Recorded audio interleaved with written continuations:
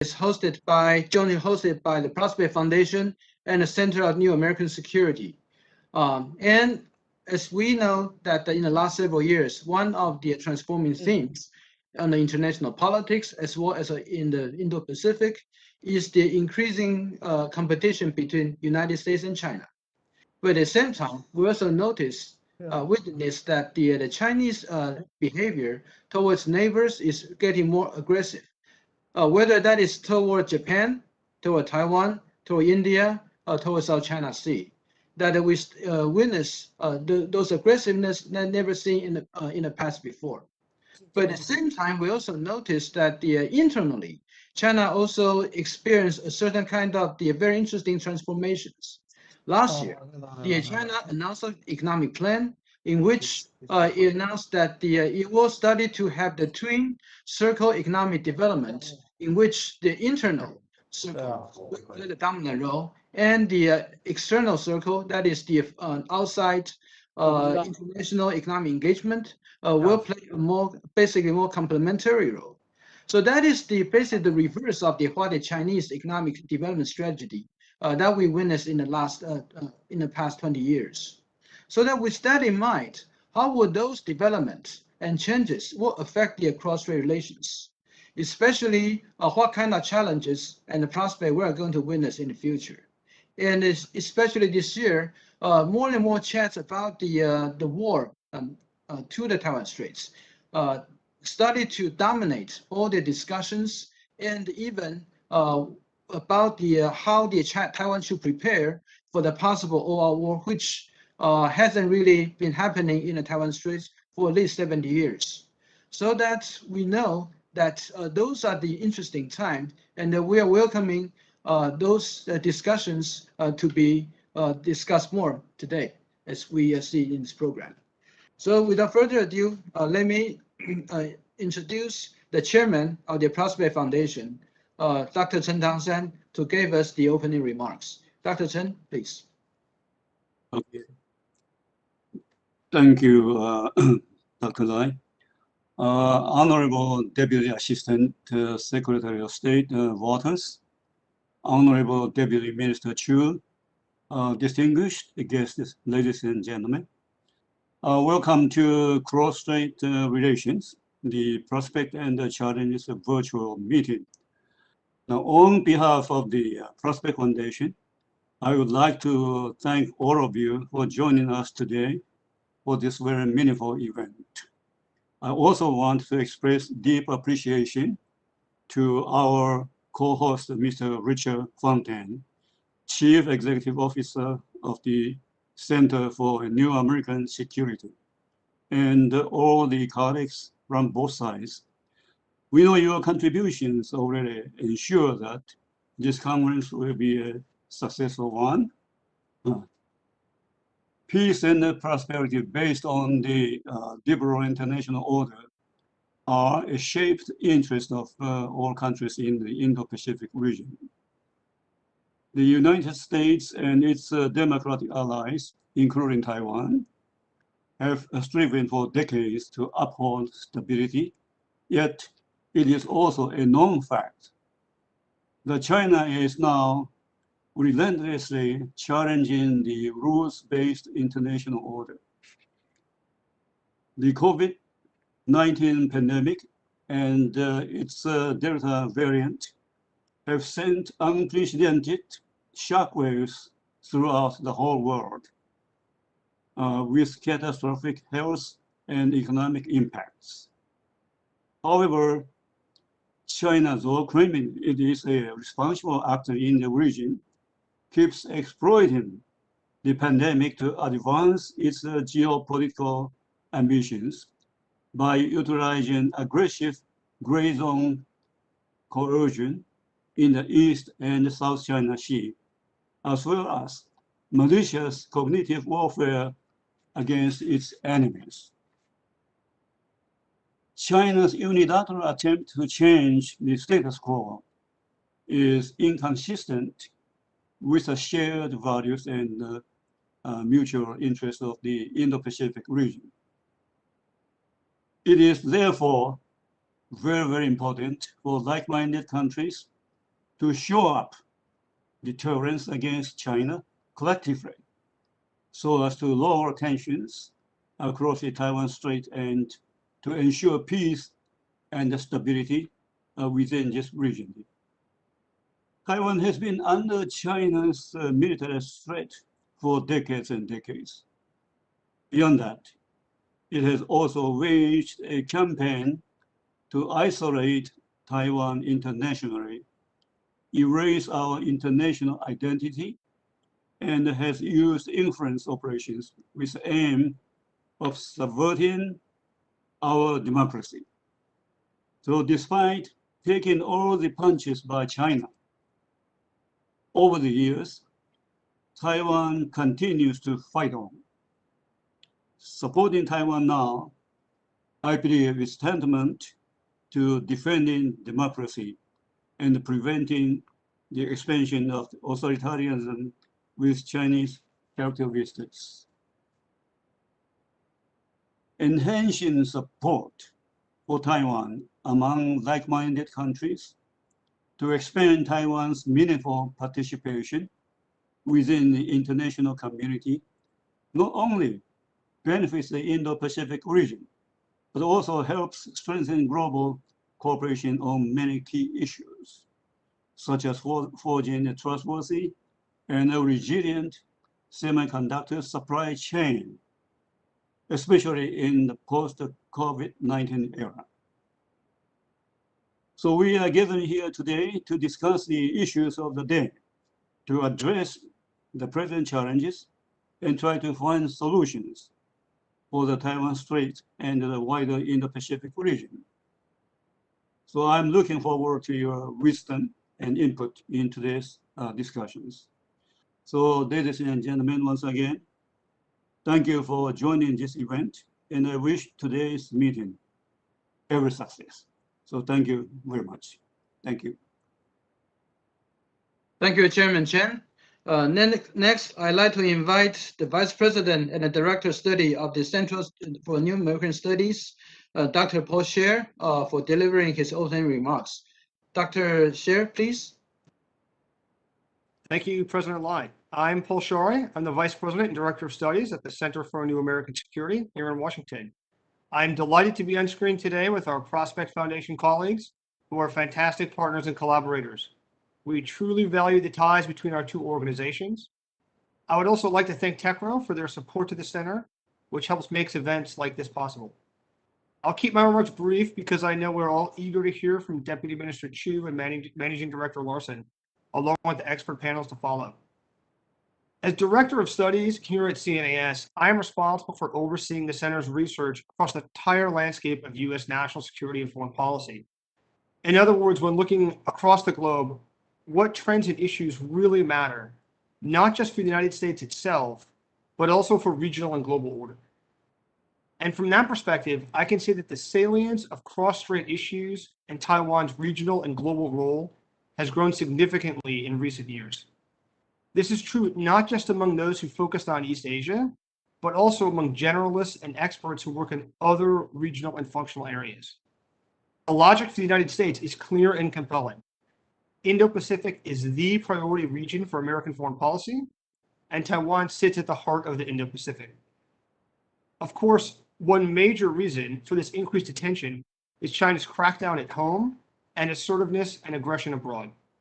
Beijing's actions risk upending a cross-state and regional status quo that has for many decades provided the foundation for stable peace and rapid economic growth in East Asia. It is also clear that Taiwan has a great deal to offer the world as a model of digital democracy, driving high-tech innovation, and a leader in battling pandemics, and should be allowed to do so.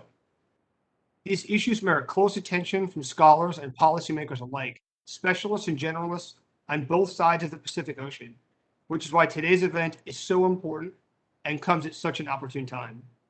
I would like to offer my sincere thanks to the officials and experts who will share their perspectives with us today. I look forward to hearing their insights. And once again, thank you to the Prospect Foundation for their partnership. With that, I turn the floor back over to you, President Lai. Thank you. Thank you, Vice President Paul Scher, for your remarks. Now, next, let's turn to the opening address by Taiwan Deputy Minister of Mainland Affairs Council, Dr. Chiu Cui-zhen, for his address. Dr. Chiu Cui-zhen, before he assumed the current position, he was the assistant professor at the National Kinmen University. Kinmen basically sits at a very front line between Taiwan and China, and with just in a visible distance from Kinmen, they can see the Xiamen. So that is a very interesting geographical connecting points where the Deputy Minister Chiu Cui-zhen coming from. And so without further ado, let us hear what the Deputy Minister Chiu Cui-zhen would like to say.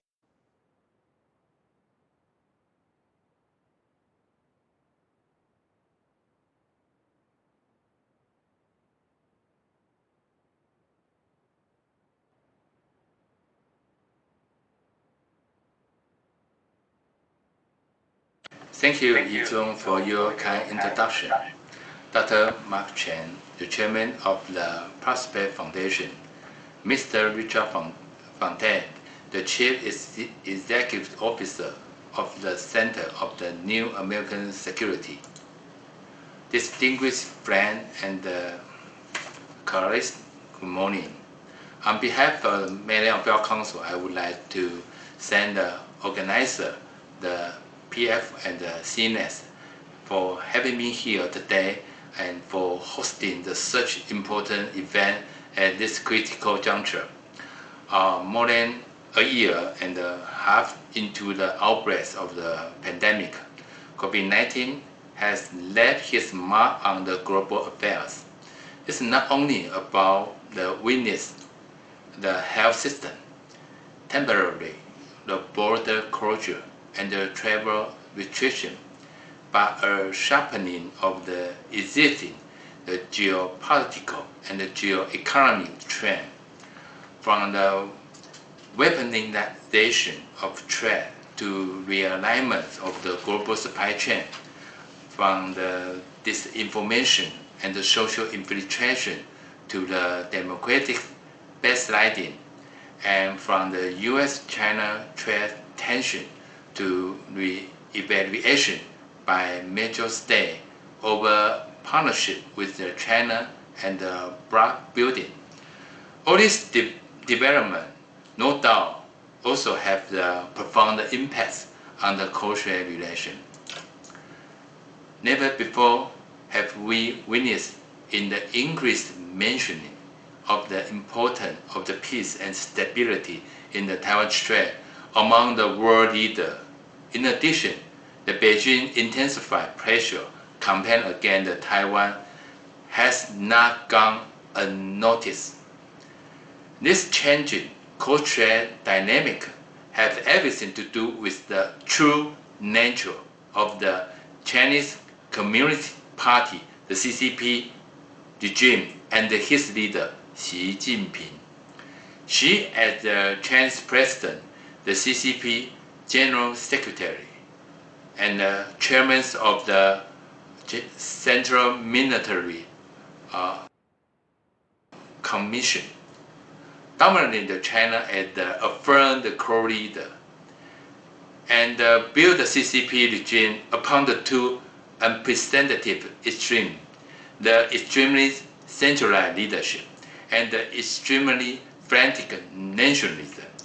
Driven by these two extremes, a new type of the totalitarianism emerged out of China, one that to some extent is a hybrid of the new Nazism and the new Stalinism. Xi, unchanged political authority, had been a long time in making through the high concentration of power and monopolize decision-making based on the autocracy and the cross-control. This allowed the Xi to shift the CCP 30-plus years of the collective leadership to the centralized leadership, and then to the one-man rule, 定于一尊, we see nowadays. Over this year, the launch of the expensive anti-corruption campaign and the political suppression, the censorship over the media and the internet carried out in the names of the national security, and makes the high-tech surveillance system in the press under the China digital totalitarian heresy to ensure the absolute control. With all this action taken and the skillful use of the historical milestone to fuel patriotism and incite the nationalism, she has made China into the true Orwellian state of the modern day. This being said, today the CCP is a regime of which we have never seen before in the human history. Such a dual extreme new totalitarian system poses a great threat to the international order and the development of the liberal democracy. Under the one-man rule, decisions are made by either Xi himself or among a very small inner circle, not to mention the lack of the oversight mechanism within the CCP. This naturally leads to the serious misjudgment and the mistake, and in turn cause the uncertainty and the instability which have the repercussion for far off China border.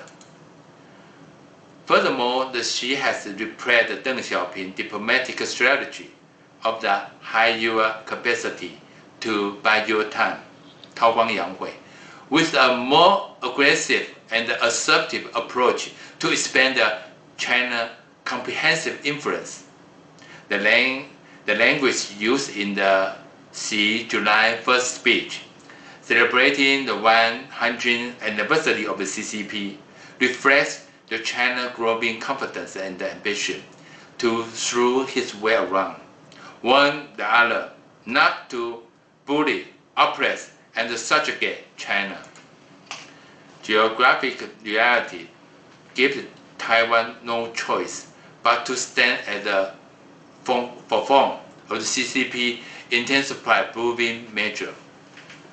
From the political suppression, economic inducement, diplomatic offensive, military provocation, and to social infiltration. Moreover, since the Taiwan issue is unilaterally linked by the CCP with his unshakable commitment to historical mission of the national rejuvenation, and its false claim at the China's so-called territorial integrity and co-interest, Xi policy toward Taiwan will only become a more heavy-handed and constrained by all the way through and after he secured his addition third term at the 20th National Party Congress in the 2022. The CCP will continue use the carrot and stick tactic, pushing for the integration and the unification through the United Front campaign on the one hand, and flexing his military muscle on the other, enforcing the Taiwan to submit to the so-called the 1992 consensus premise on the One China principle set by Beijing, with the 1992 consensus already be redefined by Xi January 2nd remarks back in the 2019, accepting his basically implied the choice between the unification and the one country two system, which leave no room for the existence of ROC Taiwan. It's the CCP hegemonic mentality and in denial of the existence of the ROC Taiwan. This marked the historical turning point of the Cross-Strait relation. In addition, irreversible erosion of the autonomy, the judicial independence, and the fundamental freedom in the Hong Kong provide an important, though extremely tragic, the lesson for Taiwan. It teaches us the CCP Xi regime cannot be trusted, and also consolidate our belief in the ROC Taiwan sovereignty and democracy. As President Chai pointed out the most recently, Taiwan's only option is to make ourselves strong, more united, more resolute in our destination to protect ourselves. Her emphasis on the self-reliance is not only about the enhancing self-defense capability, but also strengthening the Taiwan irrepressible strategic importance and bolster cooperation with the like-minded country. Here are the three approaches to achieve our goal. First, ensure the international community fully acknowledge the Taiwan strategic importance in defending against the CCP neo-totalitarian. Taiwan naturally holds a geostrategic importance.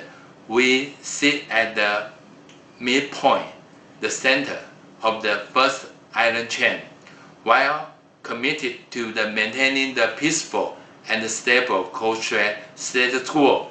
We also play a positive role to usher in the free, open, and prosperous Indo-Pacific region. Second, reinforce the Taiwan position in the global high-tech supply chain. As the key provider and a reliable partner, Taiwan has long held a leading role in the global semiconductor industry.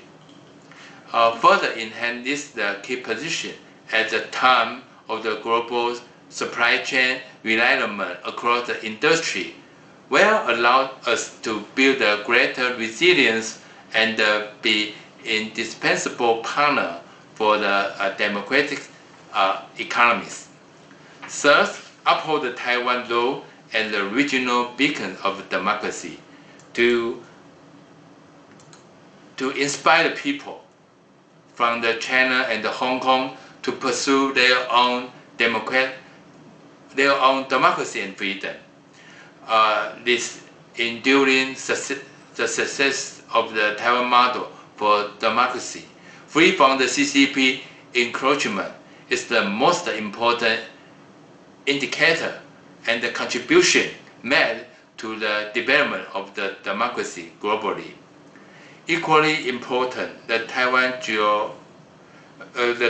geographic proximity to China, along with our democratic experience and achievement, can best penetrate the heart and mind of the people in China's Hong Kong to pursue a free democratic way of life. To conclude, considering the CCP regime accepted the agenda to annex Taiwan and the refusal to renounce the use of force against Taiwan, the reality on the ground regarding the future trend, the Cross-Strait relation, is far from the optimistic. However, the Taiwan is the responsible stakeholder in this region, and we will spare no effort doing all we can do to ensure the stability across the Taiwan Strait, based on the four guiding principles laid out by the President Chai, namely peace, parity, democracy, and dialogue. Looking forward, it's vital the U.S. and the international community continue pay close attention to the development of Cross-Strait situation. Respect, recognize, and support the democratic Taiwan through the deepened partnership in the various fields is a crucial way for the world liberal democracy to jointly respond to and deter the CCP challenge to the regional peace. Only when we stand strong together can we effectively fend off the threat the CCP poses to the existing international order and ensure the Beijing is the whole accountable for his expansionism. With these few remarks, I hope I have to provide you a better understanding of the challenge we are confronted with the first CCP Xi regime over aggression, and recognizing the Taiwan resolute effort in the safeguard our national sovereignty and democracy while ensuring the peaceful status quo across the Taiwan Strait. Thank you for joining us today. I wish this event a great success, and all speakers and participants most rewarding time at the line share on how to lower the tension and show up the deterrence across the Taiwan Strait. I also look forward to learning from you how to enhance the support for Taiwan among the like-minded countries and expand the Taiwan international participation. Thank you for. Thank you, Deputy Minister Chiu Cui-zhen. Next, would like to let me introduce Dr. Lisa Curtis for her to introduce our next keynote speakers. Dr. Lisa Curtis, she is now the director for the Indo-Pacific program of the Center of New American Security, and before that, she was in the National Security Council, especially for the South Asian affairs. And she was also the senior researcher at the Heritage Foundation. So Dr. Lisa Curtis, the floor is yours. Thank you, President Lai, and good morning and good evening, everyone. And thank you for joining us today. We are delighted to be co-hosting this very timely and important program with the Prospect Foundation. And I would also like to thank Deputy Mr. Chiu for his very excellent remarks. Next, I have the pleasure to introduce our next speaker, Ms. Ingrid Larson, who has been Managing Director of the American Institute of Taiwan's Washington office since May 2020. The American Institute of Taiwan is a nonprofit private corporation established pursuant to the Taiwan Relations Act to manage the U.S. unofficial relationship with Taiwan. Ms. Larson is responsible for hosting visitors from the Taiwan authorities, finalizing programs and transactions on behalf of the U.S. government, as empowered by the Taiwan Relations Act, and overseeing fiscal and other reporting requirements for the Institute. Ms. Larson joined AIT after a 22-year career in the State Department. She previously served as the director of the Office of Taiwan Coordination, leading a team responsible for coordinating U.S. policy toward and engagement with Taiwan. Ms. Larson also worked as the deputy director of the Bureau of East Asian and Pacific Affairs Office of Public Diplomacy, where she helped shape strategic programs for Taiwan and the broader region. Promoted to the Senior Foreign Service in 2018, her assignments included multiple tours of duty in Washington and also overseas posts in Korea, Mexico, China, Tunisia, and Cyprus. We are delighted to have her with us today. Ms. Larson, the floor is yours. Thank you so much for the kind introduction, Dr. Curtis. Mr. Deputy Minister, Mr. Lai, Mr. Chen, and Mr. Sher, it is an honor today to join this important discussion. Whether virtual, pre-recorded, or via telephone, in spite of the COVID pandemic, we've been able to convene regularly. The US and Taiwan have taken full advantage of all of the available tools to deepen our engagement. In order to give a short overview of the current state of our relationship, I will briefly review for you what has remained the same, and more importantly, where we are now and where we are headed. So let me start with what remains the same. While much is happening in the US relations with Taiwan, the US One China policy does remain the same. The United States remains committed to the peaceful resolution of cross-strait differences as long as that resolution is without coercion and consistent with the wishes and best interests of the people on Taiwan. We will continue to meet our commitments to Taiwan and help Taiwan maintain a sufficient self-defense capability commensurate with the threat it faces. Our long-held view is that doing so increases stability both across the Taiwan Strait and within the region. Every U.S. administration for over 40 years has noted U.S. policy toward Taiwan is grounded in the Taiwan Relations Act and the 3 joint communiques. Beginning in 2020, with the declassification of 2 documents clarifying our 6 assurances to Taiwan, we now emphasize our commitment to Taiwan's security. As President Reagan put it, quote, "It is essential that the quality and quantity of arms provided to Taiwan be conditioned entirely on the threat posed by the PRC. Both in quantitative and qualitative terms, Taiwan's defense capability relative to that of the PRC will be maintained." I know that many on Taiwan were pleased with the progress in our relationship under the previous American administration, and perhaps worried about the impact a change of administration might have.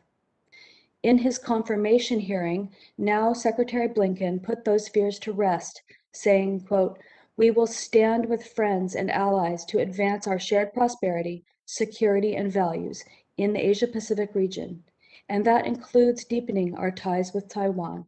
America's commitment to Taiwan will remain rock solid," end quote. The Biden administration has continued to reiterate and to demonstrate this rock-solid commitment ever since. In his early months in office, President Biden sent his friend, former U.S. Senator Chris Dodd, along with former Deputy Secretaries of State Richard Armitage and James Steinberg, to Taiwan, what the White House called a personal signal of the President's commitment and setting the tone for our current engagement. Our foundations remain rock solid, so what has changed? In the recent years, the change is Beijing's increasing belligerence toward Taiwan. The current leadership in Beijing insists that Taiwan move toward unification with the PRC under the one country, two systems formula, a formula rejected by almost all of the people on Taiwan. The reason for the rejection, as is mentioned before, Hong Kong.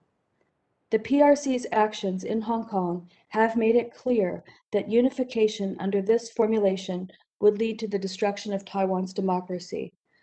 Accordingly, Beijing has come to rely almost solely on coercive tactics such as disinformation, malicious cyber activity, squeezing Taiwan's international space, and outright military intimidation to try to push a reluctant Taiwan toward unification. Kurt Campbell, the White House coordinator for the Indo-Pacific, noted in July that unilateral change of Taiwan's status by Beijing would be catastrophic. The U.S. firmly believes that peace in the Indo-Pacific is in everyone's interests. But in order to protect that peace, we are willing to call out bad behavior and stand with the people on Taiwan, recognizing Taiwan's role in our shared prosperity. So turning to the present and future, during these tense and complicated times, the relationship between the U.S. and Taiwan people grows ever stronger. And I would like to give you a few examples in key areas. First, in economy and trade. As you know, Taiwan is our 10th largest trading partner, and there is room for even more growth. The American Institute in Taiwan and its counterpart, the Taipei Economic and Cultural Representative Office, TECRO, work to address trade issues through the Trade and Investment Framework Agreement, or TIFA. This summer, AIT and TECRO held their first TIFA Joint Council meeting in 5 years. And at that meeting, U.S. officials emphasized the importance of a U.S.-Taiwan trade and investment relationship and expressed their desire for stronger and more consistent engagement going forward. We discussed agriculture, made progress on long-standing U.S. concerns regarding medical devices, and agreed to new areas for cooperation, including the formulation of a labor working group. We look forward to reinvigorating our trade relationship under the TIFA in the coming months.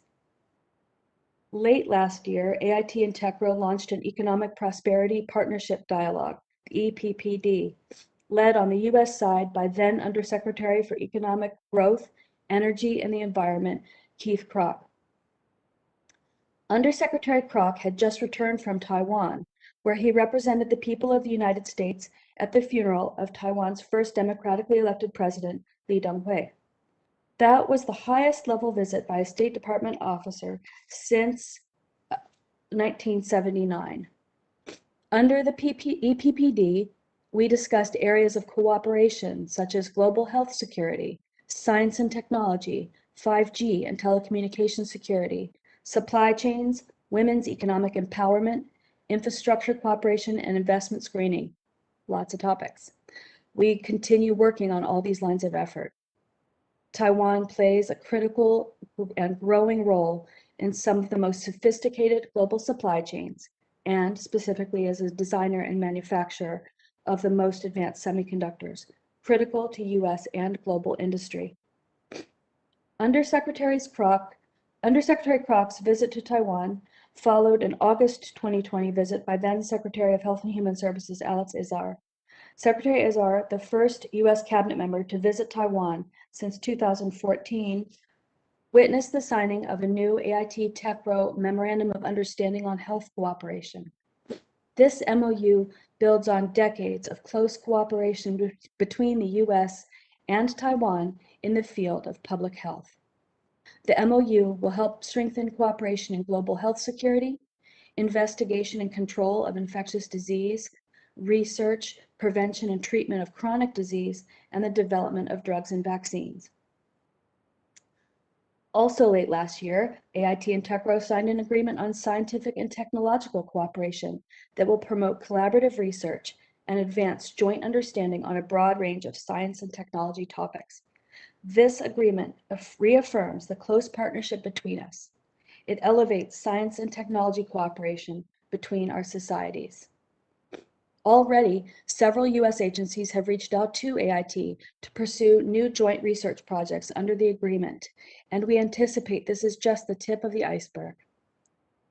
Next, I'd like to turn to international space and health cooperation. The U.S. has shifted our mantra from "Let's help Taiwan" to "Taiwan can help." Finding venues and platforms to highlight and amplify Taiwan's contributions to the international community and to world health in particular is a key priority. We were thrilled to launch this year a significant expansion of the Global Cooperation and Training Framework, or GCTF. GCTF is a platform that brings Taiwanese experts to the world through workshops focused on topics of contemporary concern, such as combating COVID-19 or building media literacy to counter disinformation. This expanded platform allows us to tailor GCTF events to resonate with specific regional audiences. For example, on September 13, just a few days ago, the U.S. Embassy in Prague and the Taipei Economic and Cultural Office in Prague hosted a GCTF event on diversifying supply chains, identifying challenges and opportunities in this area for the Czech economy, and showcasing Taiwan's expertise and important role in global supply. The Czech Senate President opened the event, which was attended by more than 60 policymakers, think tank representatives, business representatives, and academics. We have also formalized the Pacific Island Dialogue into an annual discussion hosted by AIT and TECRO to improve coordination of joint efforts in support of Taiwan's diplomatic partners in the Western Pacific.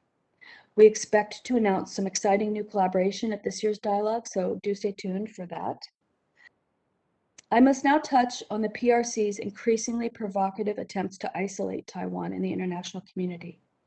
The PRC continues to block Taiwan's participation in international organizations,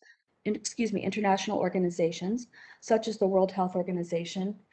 This at a time when Taiwan's initial success in containing the pandemic and its eagerness to share its knowledge and utilize its capacities for the good of humankind underscores how much Taiwan has to offer the global community. When Taiwan experienced its own COVID-19 outbreak, the PRC used that opportunity to squeeze Taiwan's diplomatic partners while interfering with an effective response on the island. I would like to thank Taiwan for the contributions of equipment and PPE made during the early months of the pandemic, and I am proud that the U.S. was able to contribute vaccines to help Taiwan convert its first surge of the virus. We are seeing a groundswell of support for Taiwan among a growing and increasingly diverse group of countries.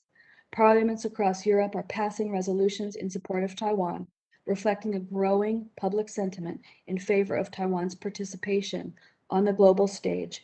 For example, the Swiss Parliament just passed a vote to deepen its ties with Taiwan.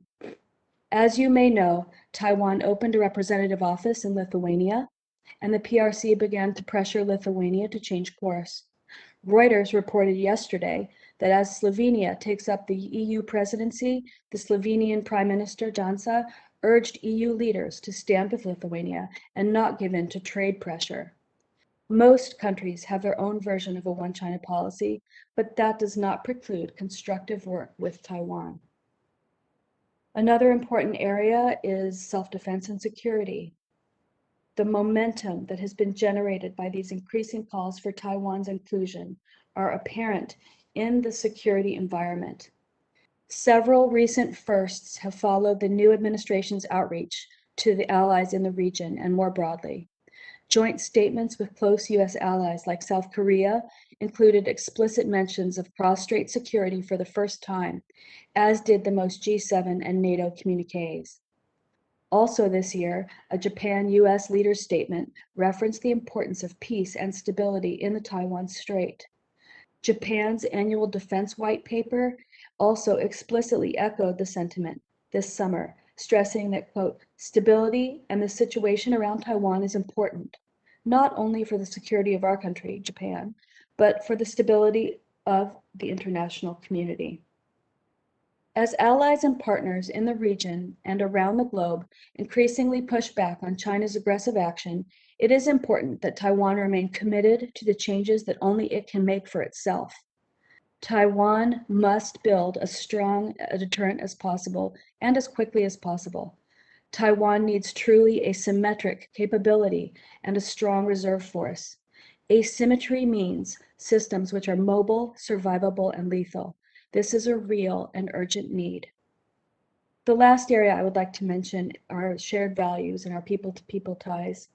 While security has been a key part of our relationship since the TRA, and so too has the people-to-people engagement based on shared values and interests, here too, there has been notable progress. This year, the administration put out new contact guidance to encourage engagement with representatives from Taiwan.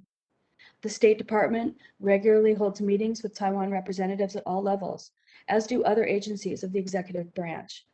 In addition, the U.S. embassies overseas are urged to engage with Taiwan representatives in those countries. We do have a robust agenda, as you've heard, and many ways to meet and discuss it.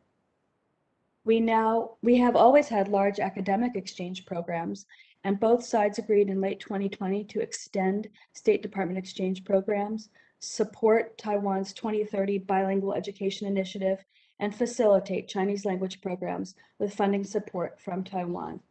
This past year has been tough, of course, for students to travel back and forth, but when we do travel again, programs will be larger than ever. The U.S.-Taiwan Consultations on Democratic Governance in the Indo-Pacific region, convened under the auspices of AIT and TECRO, continue to be an important venue for U.S.-Taiwan collaboration on issues of human rights, anti-corruption, and governance. Then Assistant Secretary for the Bureau of Democracy, Human Rights, and Labor, Robert Destro, hosted the most recent round of talks last September while in Taiwan. Among the important outcomes of this discussion was the opening of the regional offices of the National Democratic Institute and the International Republican Institute in Taipei. As NDI's Manpreet Singh Anand put it, quote, Taiwan's democracy is a model for Asia and the rest of the world. You can see there's been a tremendous amount of activity, and we do have momentum to carry us forward. As the State Department Deputy Secretary Wendy Sherman recently noted, now is an important time to reaffirm the U.S. commitment to working with allies and partners to promote peace and security and prosperity in the Indo-Pacific and to uphold the rules-based international order. Consistent with the Taiwan Relations Act, I am confident that our shared democratic values will continue to carry our relationship with the people of Taiwan to ever greater heights. Thank you so much for offering me this opportunity, and I look forward to listening to the conversation. Thank you, Madam Larson, for your remarks. As we hear from yours, that means that the truly remarkable and robust Taiwan-U.S. bilateral cooperation programs and the developments that I know many of those we haven't seen probably in the last 15 years, but they started to prosper in the last 4 to 5 years, including this year. So this is truly remarkable. And also, I think all the Taiwanese people are very thankful for the vaccine donated by the United States, which come in as the rain in need. So that also increased a lot of the favorable feeling of Taiwanese toward our American friends. So thank you very much. Next, let me turn to our session number 1. Which is the session for the proposal for lowering tension and shoring up deterrence. The topic speaks for itself. Basically, we noticed that the tension across the Taiwan Straits is increasing, and even some will talk within the United States and the international community about the possible worst scenario on Taiwan. So the issue right now is to increase the deterrence and also find a way to lower tensions for the cross relationship. And for this panel, we have 2 distinguished speakers, scholars. The first one is Dr. Abram Denmark. He is now the director of Asia Program at Wilson Center. And before that, Denmark was the Deputy Assistant Secretary of Defense for the United States. And then after his remark, he will be followed by another distinguished speakers, Professor Arthur Dean. So without further ado, let me introduce Denmark, Abram Denmark, for your remarks. Thank you. Thank you to the Prospect Foundation, to my alma mater at CNAS. It's wonderful to see everybody. Great to see Lisa Curtis in the chair running the Asia program there. Also very honored to share a platform, share a panel with Lai Chung and Arthur Ding, 2 tremendous scholars. And I'm very much looking forward to their comments. I wanted to share as a beginning to share 4 broad points on lowering tensions and shoring up defense. The first point is my sense that Beijing's interest in reducing tensions across the Taiwan Strait are pretty limited. I don't believe Beijing seeks conflict, but I do believe that they see tension as strategically and politically useful. And I'm sure we can discuss why they see some utility in maintaining tension across the Taiwan Strait during our discussion. In a perfect world, we would be engaging with Beijing to establish dialogues and mechanisms to reduce tension and manage crises. But unfortunately, in this area, as with so many other areas related to security and military affairs, Beijing doesn't appear to be all that interested. I believe at least part of Beijing's attitude in this regard are motivated by domestic political factors, but also the deepening uncertainties and more explicit competitive dynamics between the United States and the PRC. Since the United States sees limited utility and engagement with Beijing, that raises questions about the fundamental basis of the US-China relationship. And deepening tensions between the United States and China has clear direct implications for cross-strait tensions. So I expect that Beijing will seek to keep tensions high across the Taiwan Strait, but they will not look for them to boil over. Rather, they want to just keep tension going while avoiding conflict. All this to me means that it is incumbent on Taiwan and the United States to maintain deterrence. It is also, I'd note, incumbent that we grow comfortable with discomfort, that we recognize that tension is going to exist, and that the goal of the relationship should not necessarily be to lower tension at the cost of any other interest, but rather to see tension as an aspect, as a natural outcome of a complicated relationship between the United States and the PRC. So the second point I'd make is the dire need to enhance Taiwan's ability to defend itself. And we've all talked about, we can get into the specifics of what we believe Taiwan could do in terms of the all-volunteer force, the reserve forces, but I would say that Taiwan is in desperate need for capabilities that are distributed and resilient against military pressure from Beijing.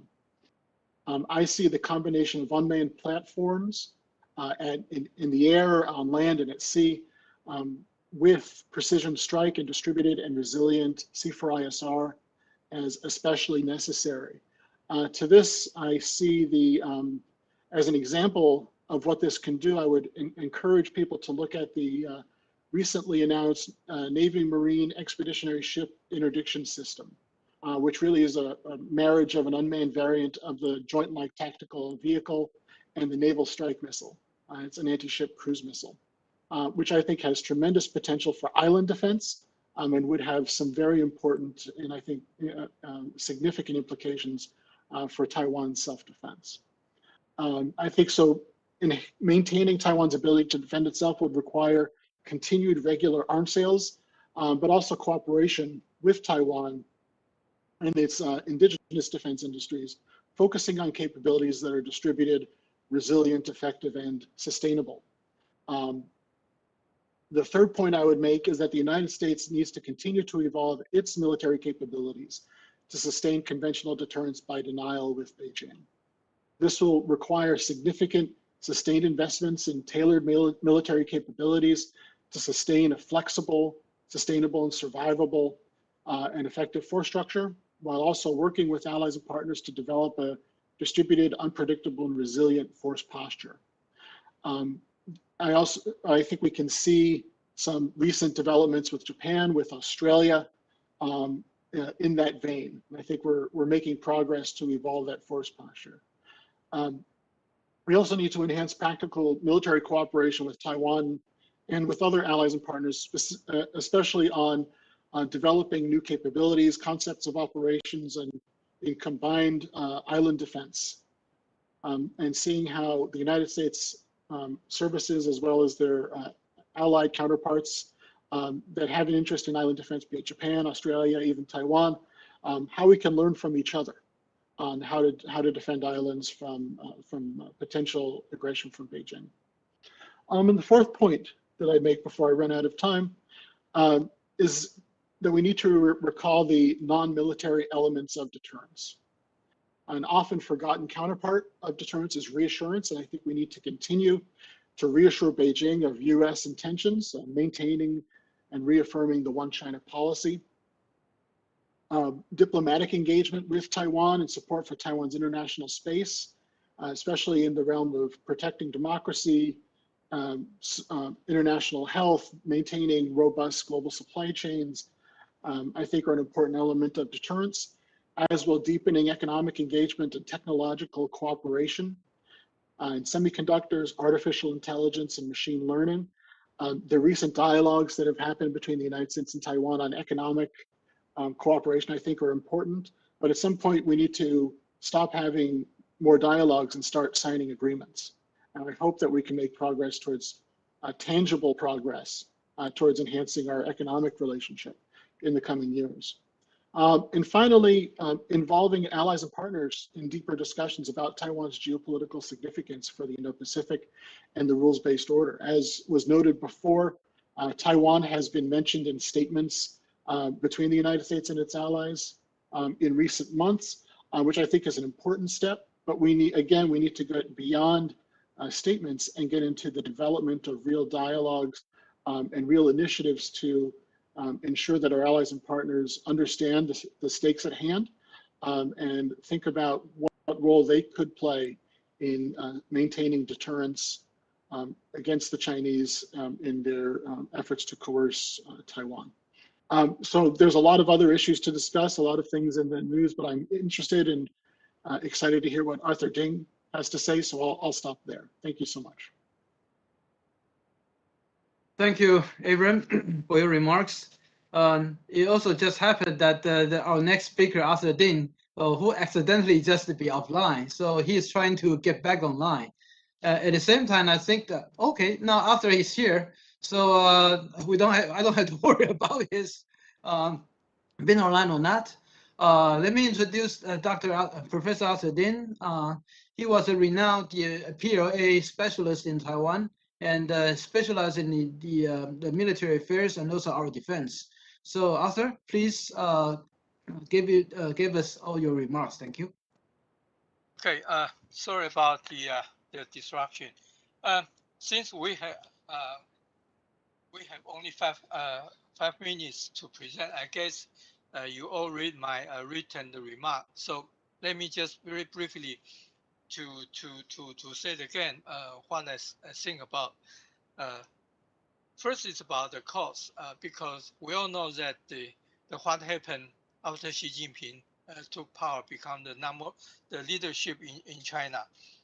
Militarily, they pressure Taiwan a lot and frequently have the PLA Air Force jet fighter fly to the area close to the Taiwan's ADIZ. And also part of the so-called communication between Taiwan and China. So so I think the Xi Jinping really is a critical factor, I would say, create all these kind of issue and problems. Well, back to the issue how to lower the tension. I write in my written remark that since Xi Jinping since President Tsai get elected in 2016, Xi Jinping cut off all the communication channel, official channel, the so-called the track 1 channel. So what is left is only the so-called track 2 channel. But unfortunate or fortunate, I don't know. Those close to the Taiwan government, they are invited to participate in so-called track 2 channel in so-called virtual mode with proxy institute, with proxy status, because we all know that China don't like their so-called official status, so they all have conduct so-called dialogue with counterparts in Shanghai or in Beijing with their so-called proxy status. And this proxy status, as far as I know, not bad. I would say, if not very good, but at least it's not bad. The problem is that since the so-called COVID-19 pandemic, all the communication had been made in so-called virtual mode. There's no whatever so-called the opportunity to fly back and forth between Taiwan and China to have so-called real, very substantial exchange. So this is the problem. So as what I said, so at this moment, what is left is only the so-called virtual mode, communication in virtual mode. So what we can do is to maximize this opportunity, maximize the virtual mode, and to add issue and items that we want to talk to have so-called real exchange. So those are the first point I want to make. That is, we should maximize the so-called track 2 dialogue and to invite those so-called people have close tie with current administration and to use their so-called proxy status to have so-called dialogue and to talk real so-called issue in very substantive ways. So those are the first point I want to make. Second is about our defense issue. As we said, and nobody know. These days, people make all kinds of speculation on what Xi Jinping is going to do in the next in his next 5-year term or 10-year terms, and many people speculate, Xi Jinping might take military action against Taiwan. So Taiwan really need to be prepared. So what is the direction for preparation? I guess Ingrid Larson, she already mentioned so-called the Taiwan really need to be. We have a special term so-called overall defense concept, ODCs. I think the basic element of the ODC is quite like what the Ingrid Larson already mentioned. We need to be mobile and need to be survive, need to be resilience, and need to be agile. So I think the Taiwan government prepares militarily in this direction. Frankly speaking, for instance, today and yesterday's media report, our Ministry of National Defense prepared a so-called 5-year 240 billion procure programs. If you read the media report, what will be procured? For instance, mobile missiles and the mobile, the so-called not big junk, like a big platform.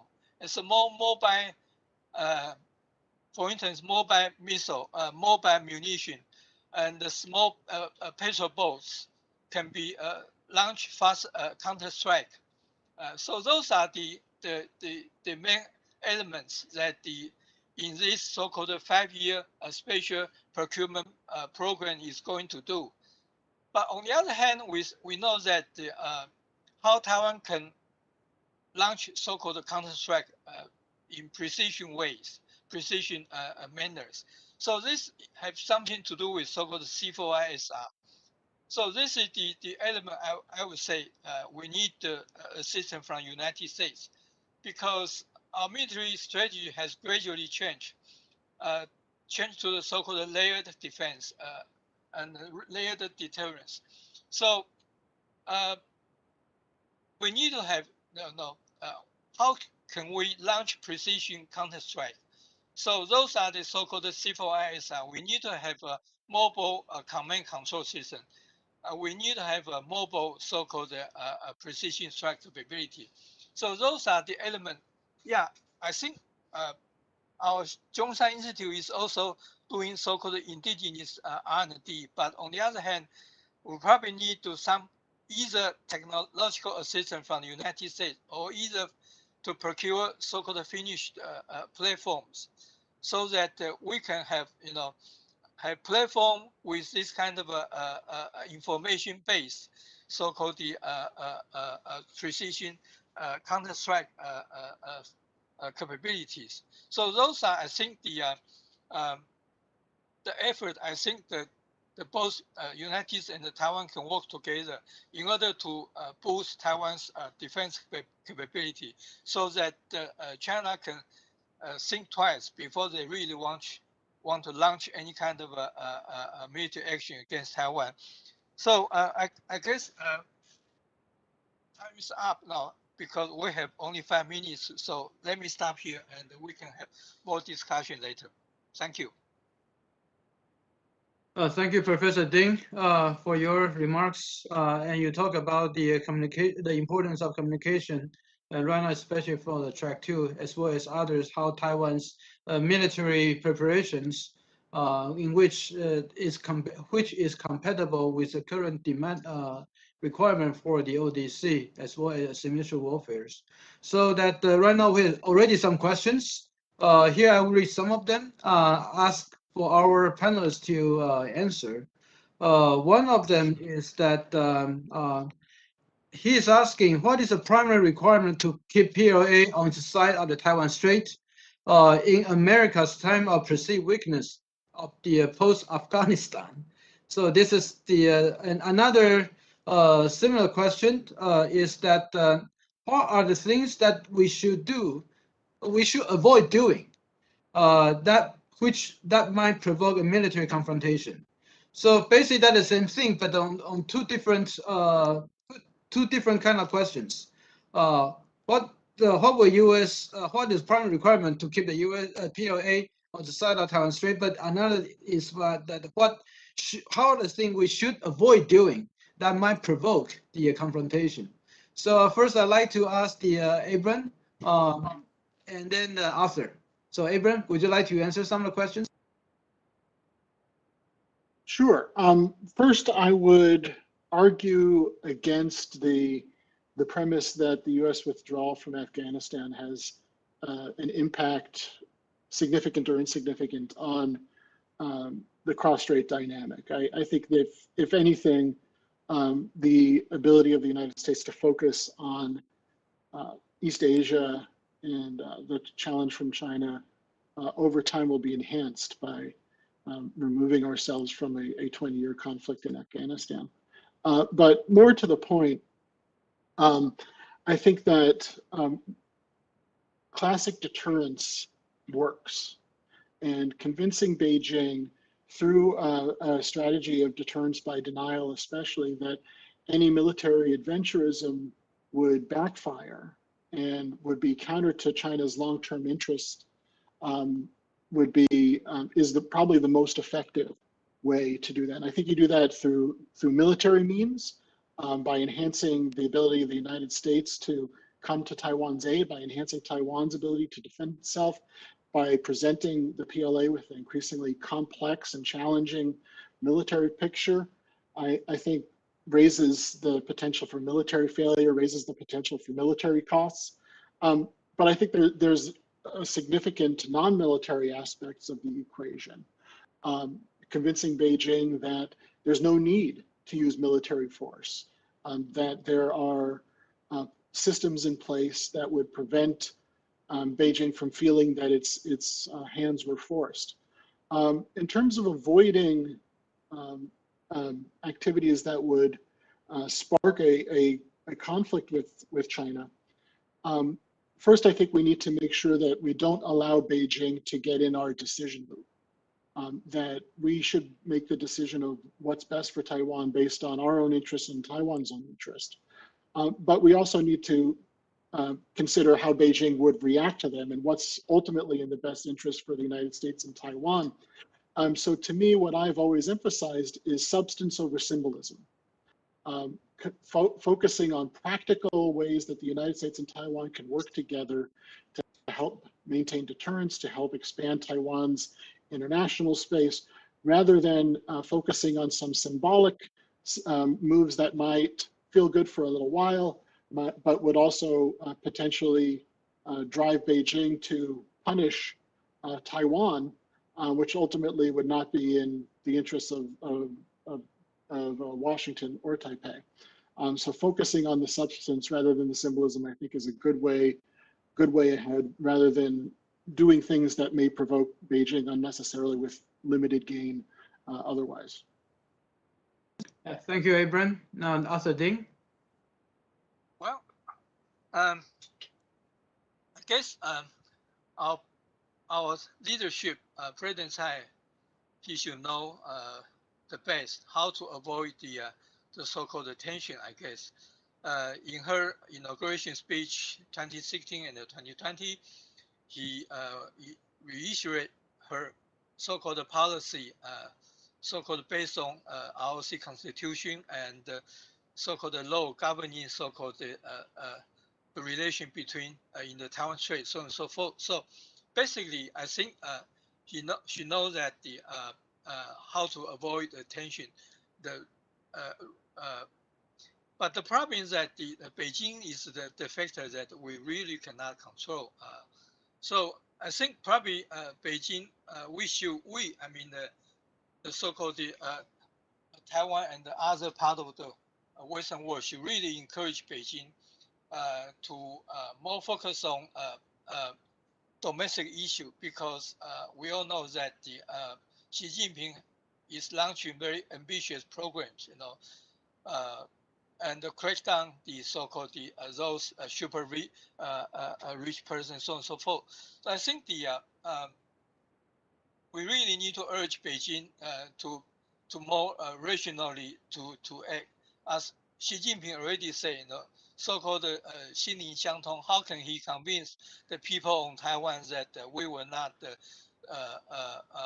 How can we work together? So I think this is the China's policy overall really moving Taiwan away and away, further away and away. So I think we in the in the Western world really need to urge Beijing, really need to think about, how should to improve the peace and stability in the Taiwan Straits.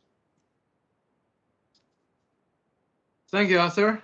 Now I have another two questions, but probably one for each. The first question is that some people, Chief of Staff, Central American Pacific Strategy. This person is asking, would the U.S. respond militarily if China used force, I believe, against Taiwan? So I will I will ask Abram to answer these questions. And the next question is more about the recent hot topic regarding the name changes of the TECRO. The question is like this: can Secretary Walters or our Deputy Minister Cho, but I believe that Deputy Minister Cho right now, he is not online, but any other panelists could comment on the impact of the possible name change of the TECRO. Taiwan's mission in the United States will have the impact on the U.S.-China and the cross relations. And I will leave this question to for Arthur Dean to answer. So, Abram, would you like to take the first one, which is very straightforward? Would U.S. use force when Taiwan is attacked by China? Well, there's the short answer and the long answer to that question. The short answer is I don't know. The long answer is that if you look at U.S. treaty alliances with our closest allies, if you look at the NATO treaty, our treaties with Japan, they do not say that an attack on our ally means that we're at war and we're going to go to war with this country. Those allow for flexibility because the decision to go to war lies with the President of the United States and the U.S. Congress. So if Beijing were to use force against Taiwan, there's only one person who's going to make that decision. And it's not the Deputy Assistant Secretary of Defense. It's not even the Secretary of Defense. And until we're in that situation, if you're not talking to the President of the United States, then the only honest answer is, I don't know. I expect the United States would to come to Taiwan's defense. I would argue in favor of coming to Taiwan's defense in some sort of scenario. But ultimately, it's only up to one person. And unfortunately, they're not on this call. All right, thank you, Abram. So I will deliver this question to President Biden for him to answer. Okay, now Arthur Dean, would you like to take the recent hot topic regarding name changes at TECRO and how will that impact on the U.S.-China and the cross relations? Well, I think probably this question is related to the previous one I answered. The question is why Taiwan want to moving away from China further and further. This is the basic question. Particularly since 2 years ago, what happened in Hong Kong and what happened in Xinjiang, and in the last several months, what happened domestically in China. It's really the key questions. How China can convince the people on Taiwan say, okay, we should unify together. So this is the problems in China. What happened in the 1 or 2 years or 2 or 3 more years ago. So this second is that Xi Jinping's policy really create his own problem. I always say Taiwan actually has done nothing because Taiwan is a small actor. Taiwan needs to really spend a tremendous effort to make a little bit of progress. But in the last couple of years, it was Xi Jinping who took a very assertive and a very extremely aggressive foreign policy. So this really angered and created concern in the Western countries, in the Western world, in the liberal community in the world. So this really, make Taiwan become more and more visible let's say 2 or 3 years ago. And so combine the two questions that the name change, actually, name has not been changed yet, and it is only a proposal. I don't know what really going to happen. So I don't have definite answer, but another question is that the competition relationship between United States and China, without this name change, because the competition, because the deteriorate U.S.-China relation, so the Taiwan-China relation is going to deteriorate it because China under Xi Jinping took a very extremely aggressive foreign policy toward Taiwan and toward the other part of the world, including United States. So, Xi Jinping always say, United States have to correct what has been done in the President Trump era. The question is, yeah, maybe President Trump made some mistake, but the China has correct its own problem or not. So I don't think so-called the tension between Taiwan-China relation has something to do. Taiwan should be blamed. Frankly speaking, Beijing also should take some blame. So I don't know what is going to really happen for the name change, but it has not happened yet. So the tension has been there. Not because Beijing also should be blamed also. So I don't think. So back to the questions, because it has not happened for the name change. So I don't know what is going to happen. But the question is that Beijing always distrusts United States and always distrusts the Taiwan current administration. So those are my brief answers. Thank you, Arthur.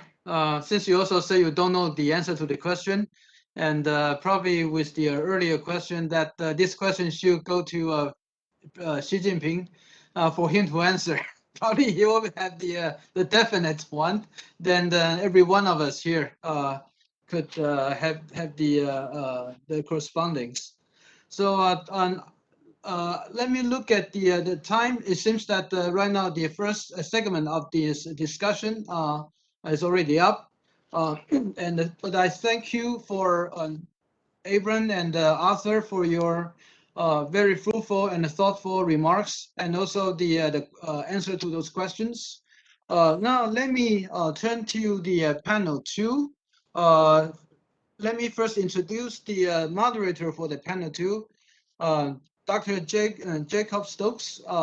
He is a fellow of the Indo-Pacific Security Program on the Center of New American Security. I thank you for Dr. Stokes, Abram, and Arthur for your Thank you, President Lai, and greetings to everyone watching in the United States, in Taiwan, and elsewhere around the world. We're really delighted you all can join us today. I'm honored to have with me on the screen a top-flight panel of experts to discuss enhancing support for Taiwan among other like-minded countries and expanding Taiwan's international participation. This promises to be a really fascinating discussion. So I will start by introducing the panelists individually prior to their remarks, and then after that, we'll move into a question and answer portion before wrapping up.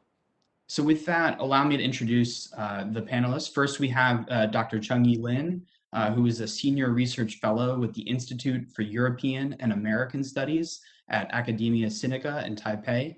He was the former Deputy Minister of Taiwan's Mainland Affairs Council from 2016 through 2018, and he was also formerly a senior advisor at the National Security Council from 2003 to 2004. Among other degrees, he holds a PhD from the University of Virginia, and his research focuses on trilateral relations among the US, Taiwan, and China. So let me turn it to Dr. Lin. Dr. Lin, the floor is yours.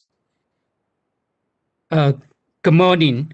Thank you, Mr. Stock.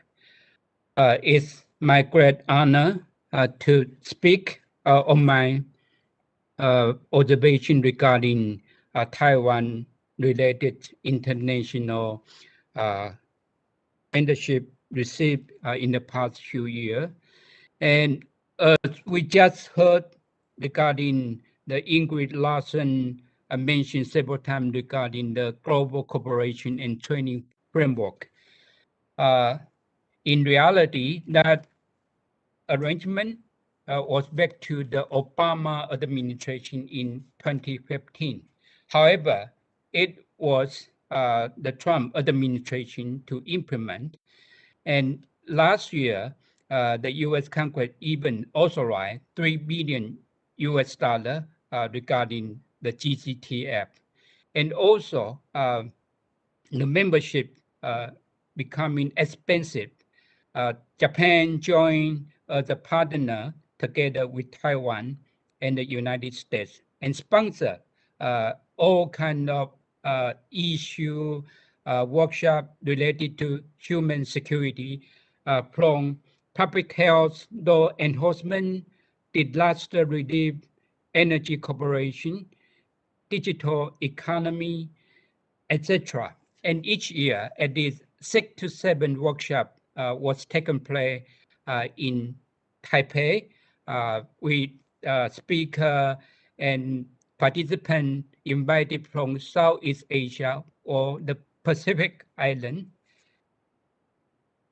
And then also in the past few years, under the Taiwan Travel Act, Ms. Larson also mentioned sending the U.S. government official, including Alex Azad to Taipei last year, and Kit Clark to Taipei in September last year, and also with the Taipei Act, in which helped Taiwan to raise its international standing and also support Taiwanese membership in international bodies. Currently under the consideration of the U.S. Congress and included in the U.S. Competition and Innovation Act, in which incorporate the so-called Taiwan Fellowship Act.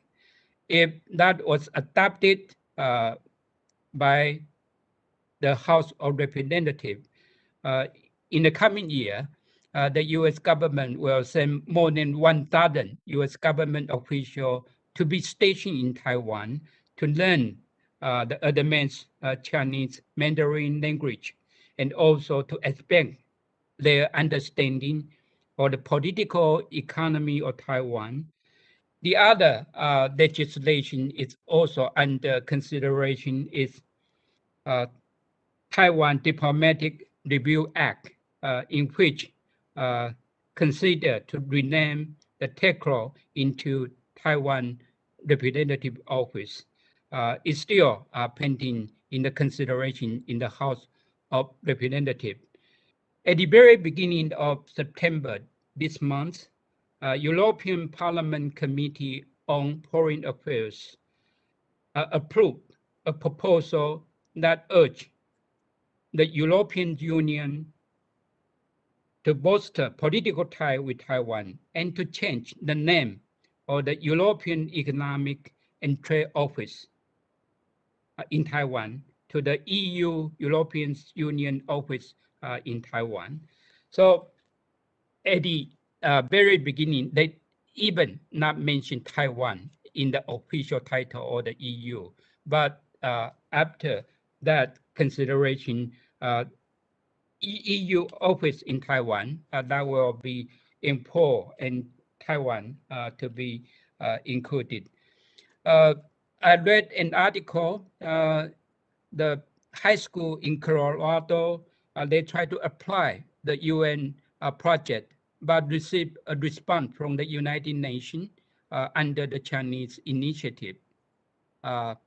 They should change, the high school in Colorado should change the title into the Taiwan, a province of Taiwan. So under that concern, the people in Taiwan are really expecting the adoption of legislation in the U.S. Congress. And then in the past several years, regarding the strategic ambiguity and strategic clarity, has been undergoing all kind of debate. I still remember 20 years ago, an article written by Derek Mitchell and Kirk Campbell in Foreign Affairs. And I quote, they mentioned that an ambiguous US policy may make the Taiwan Strait more dangerous, and unquote, because, unquote, the policy of ambiguity has become difficult to explain and perhaps even more difficult to implement. But in 20 years, in May this year, according to the Kirk Campbell, and after all kind of consideration, he came to the conclusion and reject the call of strategic clarity, which he believed will have several significant downsides of this such an approach. However, the Biden administration might have pursued an indirect approach to address the Taiwan issue that is very much welcome to Taiwan. And in the series of bilateral or multilateral joint statements, the Biden administration official, in particular President Biden, in his summit meeting with Prime Minister Suga of Japan and President Moon of South Korea and other G7 members in June, they all come to the same identical remark in which they mentioned that underscore the importance of the peace and stability across the Taiwan Strait and encourage the peaceful resolution of Cross-Strait issue.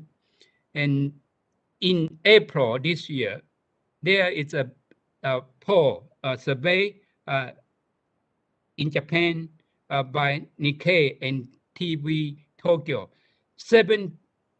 74% of Japanese supported Japan engagement toward the stability in Taiwan Strait. And now I come to the Taiwan and also how to deal with the COVID-19. In the early beginning of May this year, only about 400,000 doses of vaccine have been delivered to Taiwan, and leading many people to predict there was no way out for Taiwan. However, thanks for the timely assistance from Japan and also from the United States, altogether more than 5 million doses of AZ and Moderna occurred in June and July. And apart from demonstrating Taiwan isolation, the vaccine crisis forced Taiwan ally to stand up and to be counted. Japan in particular is much more visibly engaged with Taiwan. Altogether, about 4 million doses of AZ has been donated by Japan. But it's interesting and also to the surprise of many people in Taiwan, Eastern European countries such as Slovakia, Czech Republic, Lithuania, they all donated a token number of vaccine to Taiwan. And each shot make a difference to an individual, but this symbolic gesture was very well received in Taiwan. So it can be hoped that there are more avenues for engagement like this with non-diplomatic partner in the future. And in my concluding remark, in July 2021, Taiwan approved its first domestic vaccine for emergency use authorization. We call it Medigene. The Medigene coming online will further reduce Taiwan domestic pressure. And also in the medium term, it could be a valuable humanitarian and diplomatic tool for Taiwan to provide vaccines to foreign countries who are in need. So I will stop there. Thank you. Well, thank you, Dr. Lin, for your very comprehensive remarks. Very much appreciate them. Next, we have Mr. Peter Zen. Mr. Peter Zen is a lawyer at the law firm of Foley Hoag, where he exclusively advises and represents countries on matters of international law, including United Nations law and international organizations law. Foley Hoag, his law firm, was the law firm that represented the Philippines against China and the South China Sea arbitration case. In addition to litigating before international courts and tribunals, Mr. Zen frequently publishes articles on international law. He also speaks all 6 official languages of the United Nations at varying levels of proficiency, which is very impressive, and is a graduate of Yale Law School and Princeton University. So, Mr. Zen, over to you. Thank you, Jake, for the introduction, and many thanks also to the Prospect Foundation and Center for New American Security for inviting me. The focus of my remarks today will be on international law. And if there's anything I have learned from my years of advising and representing countries, it is this. Often, international law cannot by itself resolve very politically sensitive disputes. It can, however, be used as a very effective tool for political advocacy. And over the next 5 minutes, I'd like to just give 2 brief examples of this in the context of Taiwan's participation in international organizations. First, General Assembly Resolution 2758. The PRC argues that this resolution means that the UN recognizes Taiwan as a part of China. Taiwan, of course, disagrees, pointing out that the text of the resolution does not once use the word Taiwan. There is, however, also a legal dimension to this debate. As a matter of international law, Resolution 2758 is a very particular type of General Assembly resolution. It is what one might call a credentials resolution. That is, the resolution decided only the question of who has the credentials to represent the UN member state China in the General Assembly. Credentials resolutions do not imply any position on the scope of the territory of the state in question. How do we know Resolution 2758 is a credentials resolution? First, it was adopted under the legal framework of General Assembly Resolution 396, which governs the question of credentials. And second, if you look at the General Assembly debate leading up to the adoption of Resolution 2758, what you will see is that the sponsors and the proponents of the resolution expressly admitted that it was a credentials resolution. For example, Albania, the lead sponsor, stated that the resolution, and I quote, in the final analysis boils down to a question of credentials. Algeria, another strong sponsor, stated that the resolution, and I quote again, comes down then to a simple question of the verification of credentials. Chile was more explicit, stating, quote, it is merely a matter of credentials. All this is to say that from the perspective of international law, the record is quite clear that Resolution 2758 is a credentials resolution. As a result, it did not decide on the question of whether Taiwan is a part of China, and it should not be used to exclude Taiwan's participation in the UN system. In view of the limited time, let me now turn to my second example, the UN access policy. As many of you know, the UN system currently does not accept Taiwanese passports as a valid form of identification for physical access to its premises. On its face, the policy does not specifically target Taiwan. Rather, it provides that the UN accepts only photo identification issued by UN member states and observer states. As a legal matter, however, this access policy is questionable. First and foremost, there appears to be a tension with Article 32 of the UN Charter, which provides that any state in the world, even if not a UN member state, may participate in certain sessions of the Security Council. So how can a non-member, non-observer state fully participate if it cannot even enter the premises? In addition, there also appears to be tension with various legal opinions of the UN Office of Legal Affairs. For example, in 1967, the office issued an opinion on travel documents for nationals of Southwest Africa, which suggested that the validity of travel documents depends only on whether they are accepted by other countries. It does not depend on whether the issuing authority is a widely recognized state. The fact that the Taiwanese passport is recognized by almost every country in the world today would suggest that the UN should also accept it as valid. These two examples are just the tip of the iceberg. International law can be invoked to support Taiwan's participation in international organizations in a number of other ways. There's the human rights angle, freedom of speech, right to health, principle of self-determination. There's the international organizations angle, principles of universality, non-discrimination, non-interference.